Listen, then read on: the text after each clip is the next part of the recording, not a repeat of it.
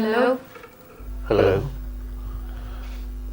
मैं फारूक बोल रहा हूँ। जी फरमाइए।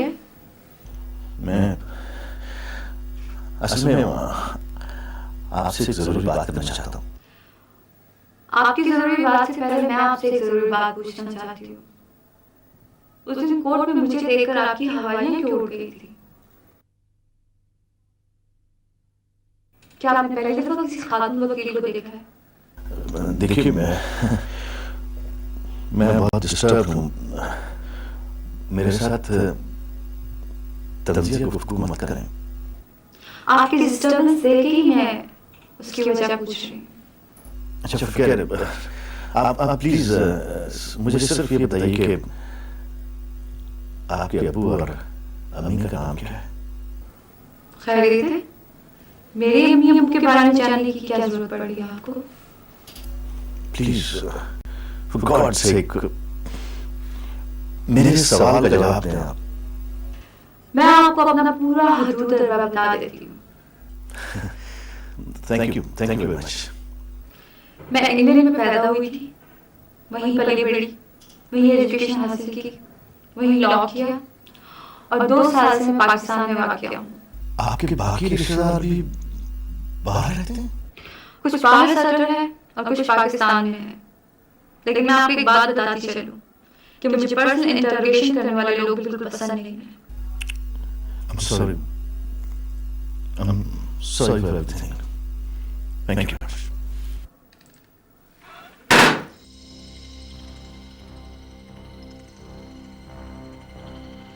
क्या आपकी पहली बीवी इफ़त की मौत अस्पताल में वाक़ हुई?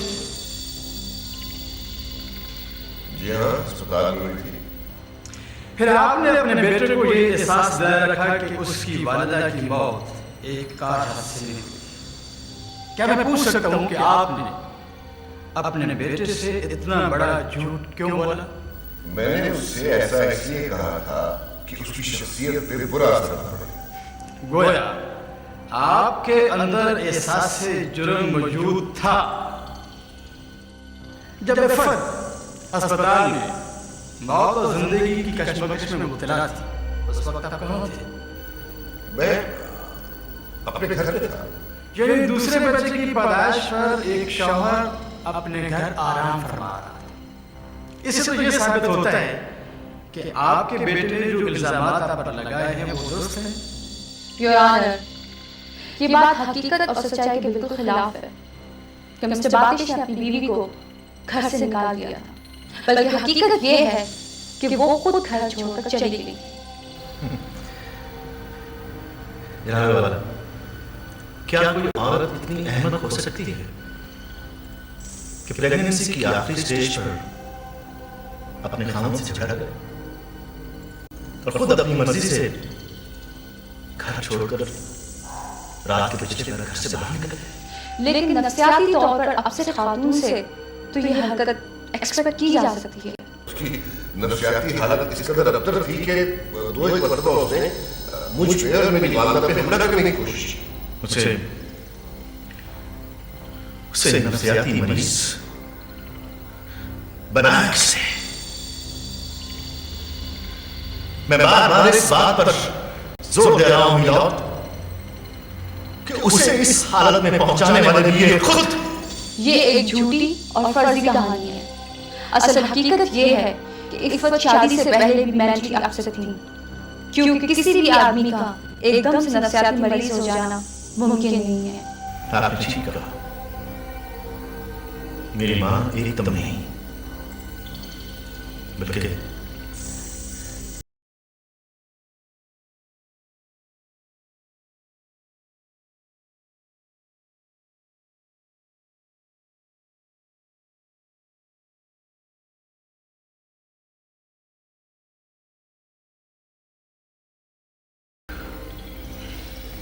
क्या अगली पेशी में आप कोई सबूत पेश कर सकते हैं? जी हाँ, जी हाँ माय लॉर्ड। मैं एक से ज्यादा दलील सबूत मुअज़्ज़ज़ अदालत के सामने पेश करूंगा।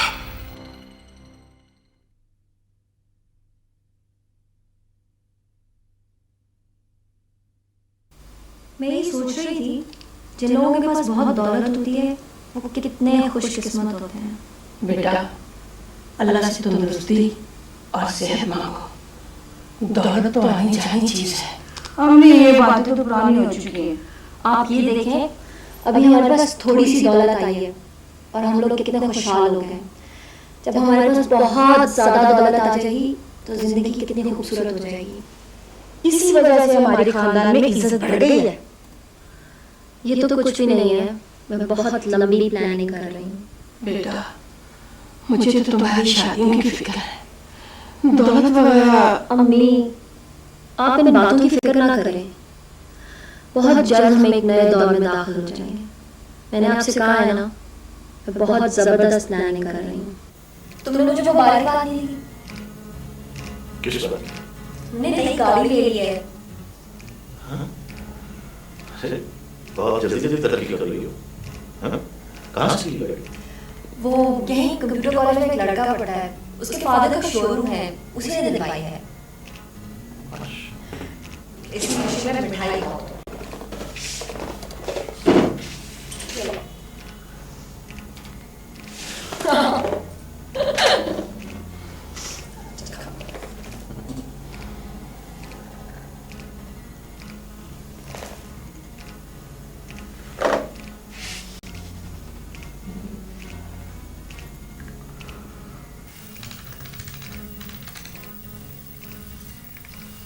हेलो।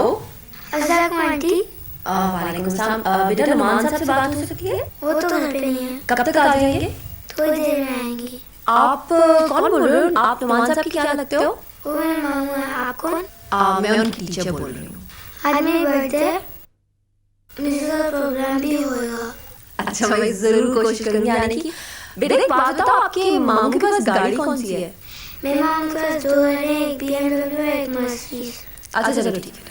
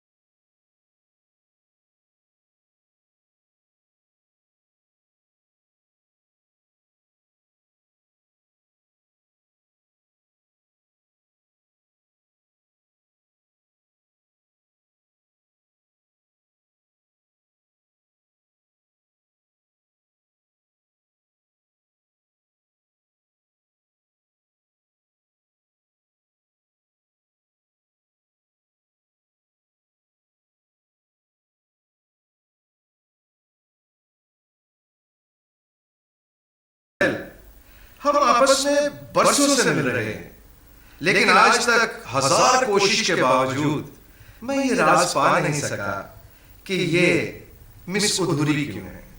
मैं समझती हूँ असल में तमाम इंसान अधूरे होते हैं। यह मिस पायल मैं आपसे इत्तेफाक नहीं करूंगा, इसलिए कि मैंने कुछ इंसान पूरे भी देखे। मगर मैं आपकी इस बात से इत्तेफाक नहीं करती।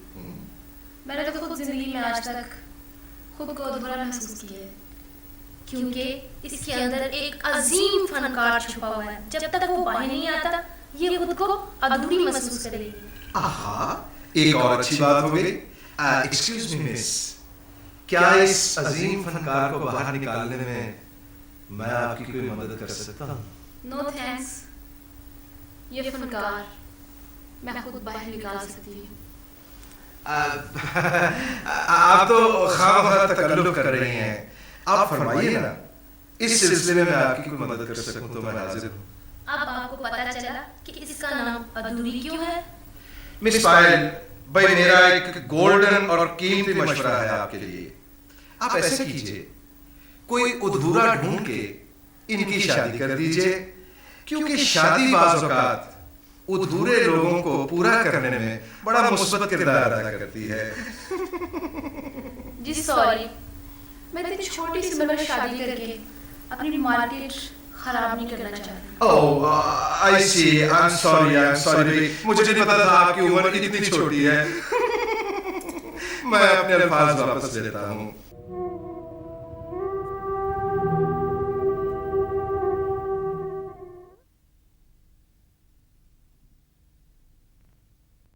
मैंने अपनी जिंदगी का एक मिनी फैसला कर लिया है। क्या? हमसे मशवरा किए बगैर? यकीनन तुम लोगों को खुशी होगी सुनकर। देखो, इतना सस्पेंस अच्छा नहीं होता। मैंने अपने खामन से छुटकारा पाने का फैसला कर लिया है। वाओ, ये तो बहुत अच्छा फैसला है। इस खुशी में तो ट्रीट होनी चाहिए। ट्रीट भी मिलेगी और बल्कि बहुत बड़ी ट्रीट मिलेगी। सच? लगता है कि गाड़ी मिल जाने के बाद आप ट्रीट का वादा भूल चुकी हैं। ऐसी कोई बात नहीं है, ट्रीट मिल जाएगी तुमको। अच्छा, तो बस दिन और वक्त आपको देखना है। तो वैसे करो, तुम किसी दिन डिनर पे घर आ जाओ। मेरी अम्मी और बहनें बहुत अच्छी कुकिंग करती हैं। आई एम सॉरी, घर वालों को जिम्मेदारी देने की कोई जरूरत नहीं है। गाड़ी आपको मिली है, इसलिए ट्रीट भी आप ही लेंगी। ट्रीट भी मैं लूंगा किसी चाइनीज रेस्टोरेंट में। जैसे तुम्हारी खुशी, ठीक है? Your honour, may I ask you one question? शादी कोई ऐसा एग्रीमेंट नहीं है जिसको खत्म करना मुश्किल या नामुमकिन हो। ये एक ऐसा सोशल कॉन्ट्रैक्ट है जो जरूरत पड़ने पर कभी भी खत्म किया जा सकता है। अगर इफ़त को अपने ससुराल के जुल्म का सामना करना पड़ रहा था, तो उन्होंने उसको खत्म करके उसको सेपरेशन लेकर या डाइवोर्स लेकर अपने हक का इस्तेमाल क्यों ना किया? इसलिए कि उसे अवॉइड करने में कोई कमी, मुश्किल या तकलीफ नहीं थी, बल्कि दुनिया जहान की तमाम सहूलतें और राहतें उसे मैसर थीं। My dear father, जब किसी की इज्जत नफ्स मजरूह हो रही हो, उसकी रूह जख्मों से घायल हो रही हो, तो फिर आसाइशें बेईमानी हो जाती है और वकील सफाई चूंकि इंग्लिस्तान से पढ़ रही है, इसलिए उन्हें सेपरेशन और डिवोर्स के लफ्ज को बड़ी आसानी से बोल दिया। हालांकि लफ्ज हमारे यहाँ किसी बम या मिसाइल से कम नहीं थे। खास तौर पर मिडिल क्लास की औरत, उसके लिए रास्ता तैयार करना तबाही के मुताबिक होता है। मुझे आपसे एक बहुत जरूरी बात करनी है। हाँ, बैठो। Thank you. मैडम, ये बात मैं आपसे बहुत देर से करना चाह रहा था। बोलो, बताओ। बात यह है कि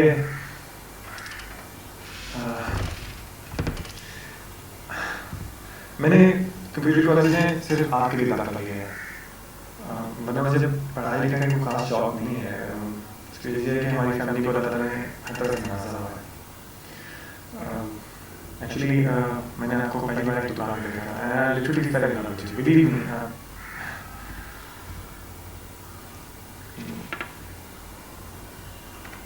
नुमान, तुम क्या बोल रहे हो? मेरी जिंदगी में फारूक के अलावा कोई नहीं आ सकता। प्लीज परेशान मत हो, गुस्सा मत कीजिएगा। प्लीज आप गुस्सा मत कीजिएगा और परेशान भी मत होइएगा। अगर आपको यकीन है मेरी मोहब्बत का, तो ये मैं आपके लिए आया था, याद रख लीजिएगा। और अगर नहीं तो किसी की आंखों में भिजवा दीजिएगा। मैं आपको दोबारा वादा नहीं करूँगा।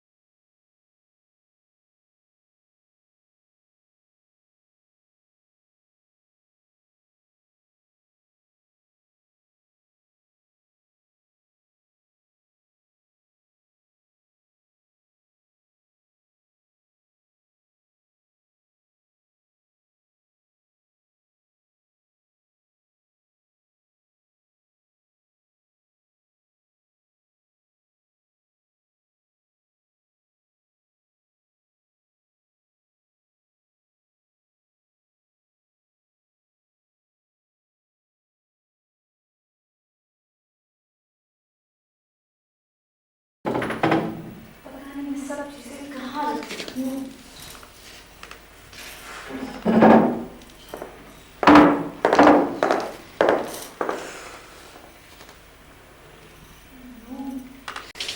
मुनीसा, आज मैं तुम्हारे चैम्बर में गई थी।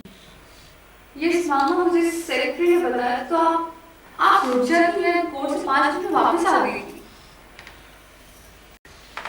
तो तुम्हारे ऑफिस में एक शख्स बैठा हुआ था, कौन था? ओ मामा, वही साहब थे जिनका आपने मुझे कहा था कि आप किसी जाने वाले गायक का केस डील करो। अमेजिंग मामा, देखो बेटे ने अपनी माँ का कत्ल का मुकदमा अपने बाप पे दायर किया। अमेजिंग।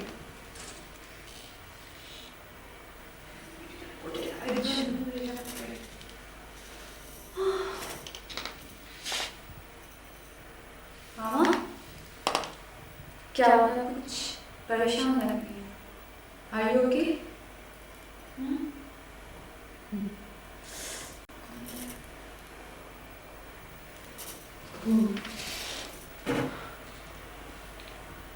मुनीसा,